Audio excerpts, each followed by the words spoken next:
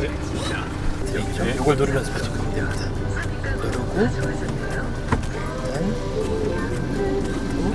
누르고 일단 2단.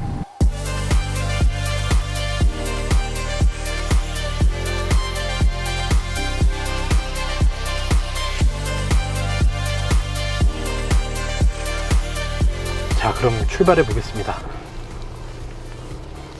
그 반자동 변속기로 개조가 되어 있어서 클러치를 밟지 않고 기어 변속이 필요할 때 기어 레버 옆에 있는 스위치를 눌러서 클러치 밟는 수고를 대신하는 상태로 되어 있습니다. 그 상태로 주행을 해보도록 하겠습니다. 예전에 그 마스터 텍스트 시승기에 이제 대관령 옛길 주행한 그 시승기를 쓰면서 너무 이제 큰 차를 몬다는 자긍심에 도취돼서 좀 썼었나봐요. 댓글 중에 45인승 버스 몰면은 어떻게 쓰실지 궁금하다 이런 댓글이 있었는데, 처음 몰게 되면은 굉장히 큰 차를 몬다는 좀 자긍심이 생깁니다. 시야도 굉장히 높고 저런 트럭 와도 별로 꿀리는 느낌이 별로 안 듭니다. 물론 뭐 옆에 세워도 그럼 차이 엄청나죠. 그리고 사이드미러 좌우로 이렇게 차선 남는 폭을 보면은 여유 있습니다. 뭐 중앙선 넘어갈까봐 걱정할 만한 사이즈는 절대로 아닙니다. 지금 좌우로 거의 비슷한 간격을 두고 운전을 하고 있는데, 지금 화면에 보시는 것처럼 여유가 꽤 있죠. 네, 그리고 이제 이 상태에서 좀 날이 더워서 에어컨디션을 킬게요. 그러면 바람 소리가 좀 크게 나올 겁니다. 1단으로 하게 되면 바로 이제 뒤쪽에 바람이 나오죠. 기본적으로 이 마스터는 상용차입니다. 그게 제일 중요합니다. 이 인테리어 내장재나 편의 장비나 승차감이나 모든 기준을 상용차 기준으로 판단을 할 때 올바르게 이 차를 받아들일 수 있을 것 같아요. 승용 기준으로 판단하기에는 많은 면이 거칠고 부족합니다. 편의 장비도 그렇고. 그나마 이제 이번에 3.5세대로 부분 변경이 되면서 계기판도 훨씬 더 시인성 좋고 세련되게 바뀌고 우적 감지 와이퍼라든지 또 자동 헤드램프 이런 기능들이 인제 추가가 됐어요. 상용에 터프하게 정말 기본만 가지고 깡통으로 타는 기준에 맞춰서 기획하고 설계한 차다 보니까는 여러 사람 타고 다니는 고급 미니밴 기준으로 보면은 부족한 점이 많은 건 사실입니다. 그리고 지금 이 소리로도 들리시지만 뭐 뒤쪽이 이제 짐을 많이 실어야 되니까 당연히 판스프링이죠. 그래서 약간 요철을 지날 때보다 쿵쿵 하면서 울리는 소리가 납니다. 그나마 밴보다는 내장재를 씌워갖고 그런 소리가 좀 덜 들어오지만, 이 마스터 버스의 외형만 보고 어떤 관광버스의 승차감을 연상하셨다면 실망하실 수도 있어요. 그래서 레저용 자가용보다는 이런 학원용 차 혹은 뭐 어떤 사람들을 실어 나르기 위하거나 짐을 싣기 위한 비즈니스 목적으로 쓰는 게 가장 어울리는 차입니다.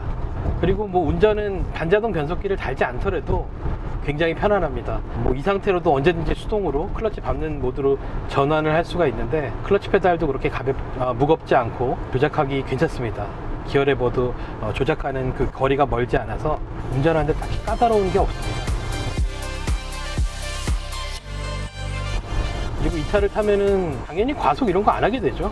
차 자체가 워낙 크고 묵직한 차고, 반자동 변속기를 단 차 같은 경우는 이제 이렇게 지금 4단인 상태로 가다가 완전히 정차를 했을 때도 클러치를 밟지 않아도 됩니다. 그리고 클러치를 안 밟은 상태로 이 레버 버튼을 눌러서 1단으로 넣어놓고 그냥 기다리면 됩니다. 자동 변속기 차의 클리핑 상태로 브레이크로 물고 기다리는 것처럼. 그래서 다시 출발할 때는 가속 페달만 밟아서 출발을 하고 다시 이제 속도에 맞춰서 기어만 이 버튼 눌러서 바꿔주기만 하면 되기 때문에 굉장히 편해요. 저도 이 장비를 실제 써보기 전에는 이런 게 필요한가? 불편하지 않을까 했는데, 지금도 이제 그냥 출발했고 가속 페달 밟고 2단 바꾸고 또 다시 밟고 요 수고만 있는 겁니다. 왼발은 그냥 쉬는 거예요. 3단, 그리고 계기판상에 지금 이제 기어 올려야 돼 이런 표시가 뜹니다.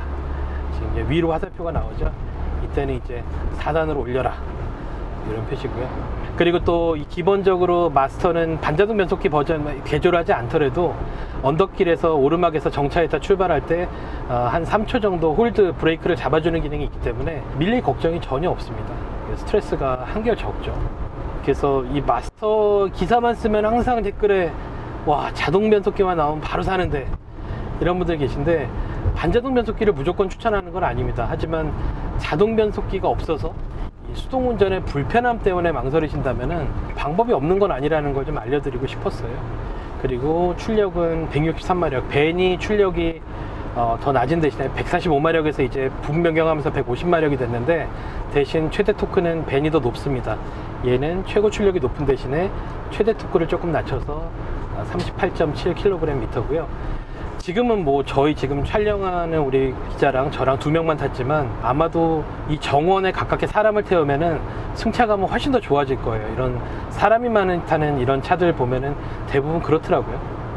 그리고 시야가 굉장히 높고 시원시원합니다. 이렇게 운전석에 앉게 되면 시트를 가장 낮은 높이로 낮췄지만 이 중앙 분리대 너머 풍경을 다 볼 수가 있습니다. 그래서 운전하면 상대적으로 답답하지가 않죠. 그냥 납작한 승용차를 탔을 때보다. 근데 이런 느낌은 실은 이렇게 한번 올라와 봐야 느끼지, 계속 승용차만 타서는 전혀 알 수 없는 세상이거든요. 이게 한번 몰아보기 시작하면은 너무나 좋아요. 너무 편해요. 더 운전도 재밌는 것 같고. 그리고 지금 이제 5단 상태인데 엔진 브레이크를 넣고 싶다, 그럴 때는 5단에서 내려서 가속 페달 살짝 밟아주고 4단으로 낮추면 울컥거림 없이 이렇게 자연스럽게 연결이 됩니다. 다시 업시프트 할 때도 그냥 이렇게 버튼만 누르고 하면 되니까 굉장히 편해요. 네.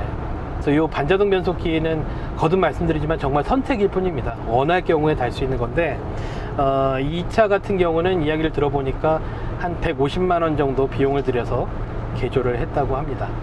그리고 이제 이 반자동 변속기가 가장 빛을 발하는 구간은 정체 구간이에요.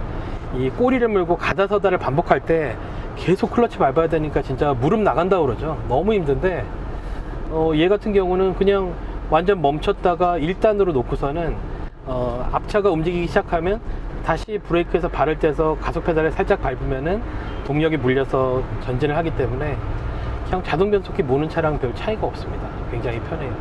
그리고 이렇게 놓으면 좋은 데서는 탈만해요. 네, 좀 요철인 데서는 굉장히 덜컹덜컹 소리도 나곤 하는데, 그리고 앞좌석보다는 뒷좌석이 아무래도 좀 더 퉁퉁 튀는 편입니다.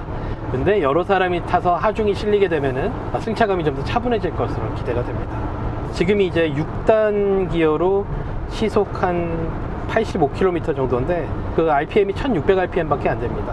그리고 이 차는 승합차로 분류가 되기 때문에 시속 110km의 속도 제한 장치가 걸려 있습니다. 아까 고속도로 달려오면서 보니까는 6단으로 시속 110km 정도 달릴 때 엔진의 전수가 딱 2000에 걸리더라고요. 그 이상은 속도를 내고 싶어도 낼 수가 없습니다.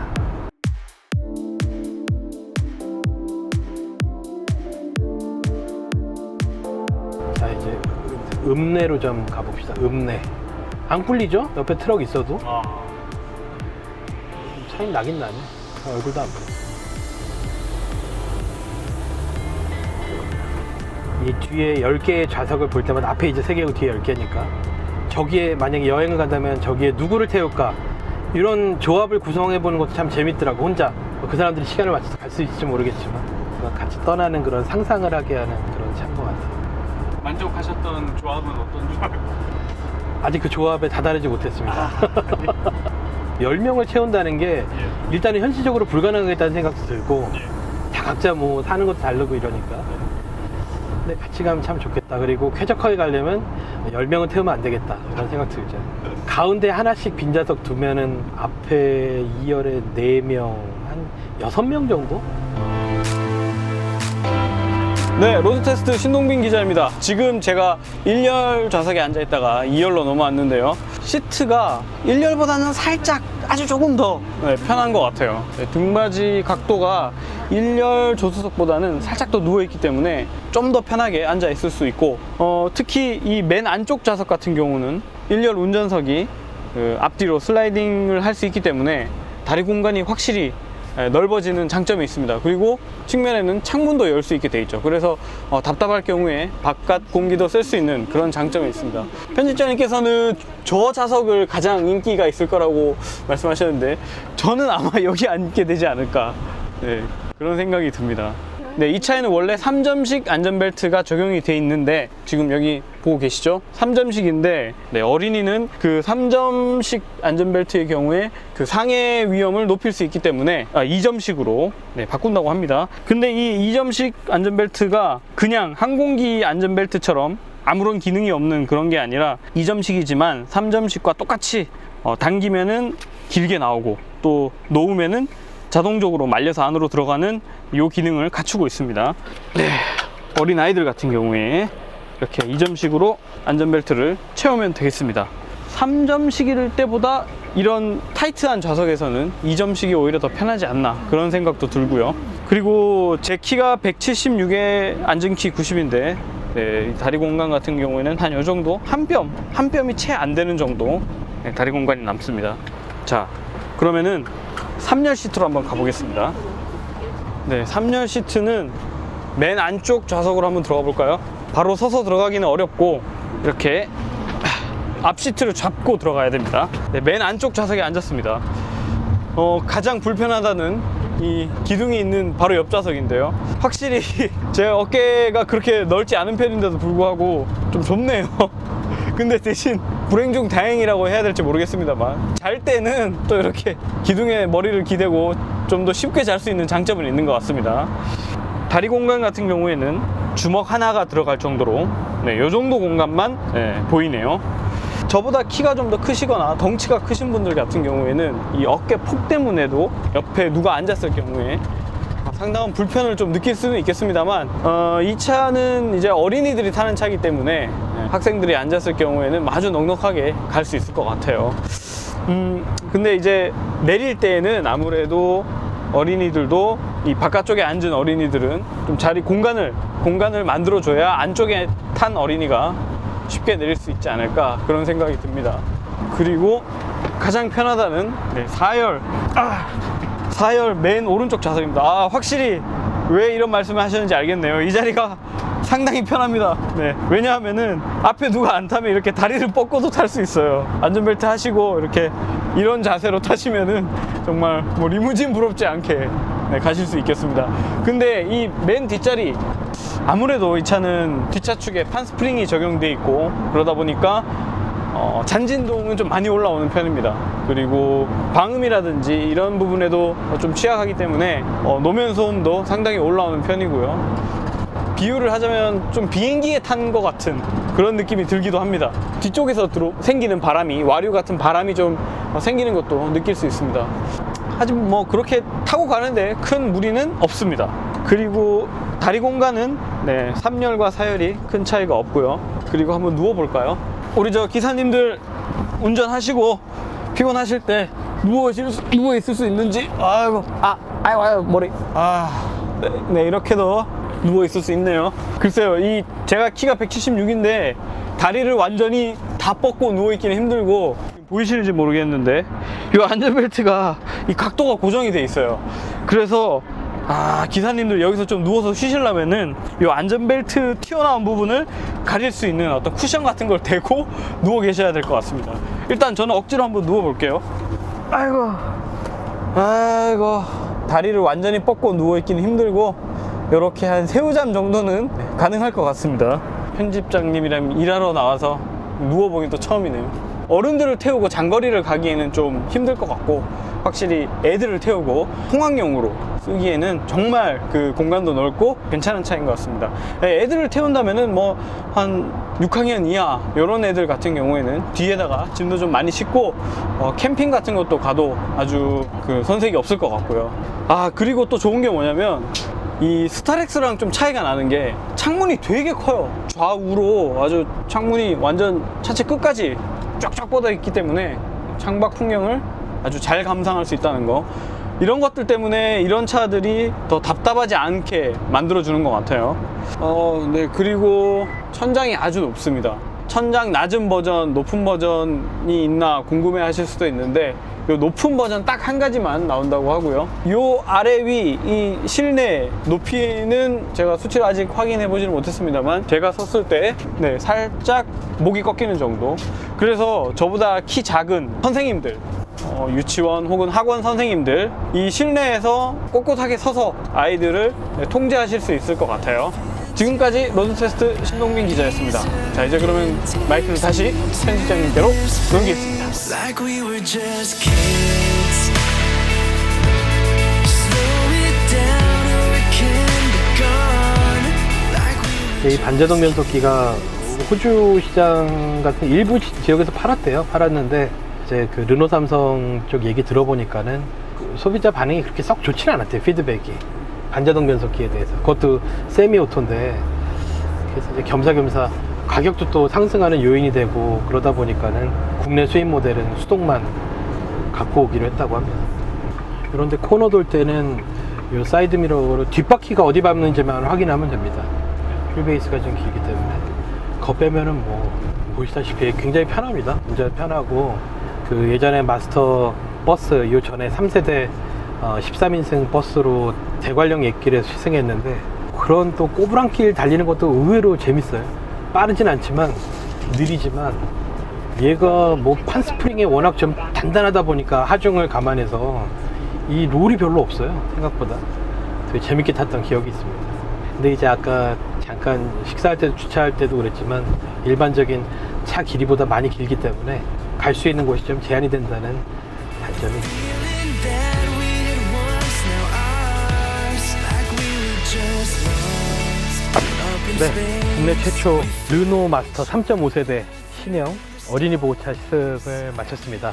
일단 이번 그 영상 보시고 좀 기대했었던 것보다 승차감이나 이런 얘기에 좀 부정적인 내용이 많아서 실망하신 분들도 있을 것 같아요. 근데 제가 아까 말씀드린 것처럼 이 르노 마스터의 본질은 이 차가 상용차 베이스고 비즈니스 목적을 위해 태어났다는 것을 제대로 바라볼 때 정확하게 장점과 단점에 대한 평가가 나올 수 있을 것 같습니다. 일단은 어린이 보호차로서의 역할을 보자면은 우리나라의 연간 어린이 보호차 수요가 11만 대 정도 된다고 합니다. 그 시장에서도 이제 마스터는 틈새를 노리고 있습니다. 특히 얘는 지금 13인승이지만 15인승도 나오잖아요. 근데 이제 국내 승합차 15인승은 단종이 된 지 10년이 훨씬 넘는 세월이 지났습니다. 그러다 보니까는 수익성이 안 좋아서 우리나라 제조사가 만들지 않고 또 중국산을 몇 번 들여오려는 시도도 있었지만 AS라든지 품질 문제로 번번이 무산됐던 걸로 제가 알고 있습니다. 그런 의미에서 13인승이나 15인승 마스터버스가 전국에 11만 대 수요가 있는 학원차 수요를 어느 정도 충당할 수 있지 않을까, 이제 르노에서도 그런 기대를 많이 하고 있습니다. 어린이를 태우는 통학용의 목적에서 본다면은 장점이 굉장히 많습니다. 스타렉스보다 몇 명 더 태우기 위해서 1,600만 원 이상의 돈을 쓸 필요가 있느냐, 이런 질문이 당연히 나올 수 있는데, 그 스타렉스의 정원을 태우기 위해서 중간중간 좌석을 펼쳤을 때 보조좌석이 실질적으로 머리를 받칠 수가 없죠. 이 어깨 높이에도 못 미치는 보조좌석을 모두 펼쳤을 때 앉을 수 있는 승차 정원, 페이퍼의 승차 정원을 만족시키기 위한 그런 구성이 아니라 이제 르노 마스터 같은 경우는 13인승도 제대로 앉을 수 있는 시트로 13개가 박혀 있습니다. 그런 의미에서 훨씬 더 여유 있고 안정적으로 사람을 태울 수 있는 목적에 충실하고, 또 가격은 물론 스타렉스보다 비싸지만 희소성도 있고 워낙 등치가 크다 보니까는 이 자체로 하나의 광고판 역할을 할 수 있겠다는 생각이 들어요. 그래서 앞으로 시간이 지날수록 학원을 운영하시는 분들이나 어린이집 운영하시는 분들이 이거 괜찮네, 이런 생각을 하실 수 있겠다는 생각이 듭니다. 그냥 13인승 버스의 목적으로 봤을 때는 공항에서 도심까지 오가는 대형 택시의 대체제라든지 또 소규모 전세버스로 아주 멀지 않은 거리를 아주 길지 않은 기간 동안 자주 운행하는 이런 전세버스로서의 기능을 생각해 볼 수가 있는데, 그런 면에 있어서도 일단은 기존의 승합차 스타렉스나 카니발이 갖고 있는 공간적인 한계를 훨씬 더 뛰어넘은 새로운 대안이라는 사실은 분명한 것 같습니다. 그리고 운전을 하면서 느낌을 소개를 시켜드렸지만 생각보다 운전 굉장히 편안하고요, 재밌기까지 합니다. 워낙 시야가 좋다 보니까. 그리고 수동 변속기 걱정하시는 분들 많았는데 오늘 잠깐 소개를 해드렸지만 광고는 절대 아닙니다. 수동 변속기를 대신한 반자동 변속기가 또 한 150만 원 정도 투자하는 것 이상의 편안함을 준다는 사실도 확인할 수가 있었습니다. 또 법규가 개정되면서 이제 캠핑카를 더 이상 밴만으로 만들 수 있는 게 아니라 이런 13인승이나 15인승 버스로도 이제 캠핑카 개조가 가능해졌습니다. 그래서 어떤 캠핑카의 베이스카로서, 도너카로서의 역할도 굉장히 기대가 됩니다. 이 엄청난 공간, 이제 누군가 운전하고 뒷좌석에 들어가 보면은 이런 게 정말 공간의 여유구나, 같은 거리도 좀 더 쾌적하게 여유를 느끼면서 갈 수 있겠구나, 이런 생각을 하게 되는 시승이었습니다. 네, 그러면은 저희 르노 3.5세대 신형 마스터 영상은 여기서 마무리하고요. 다음번에 또 흥미로운 차종으로 돌아오겠습니다. 구독과 좋아요 부탁드립니다. 고맙습니다. Like we were just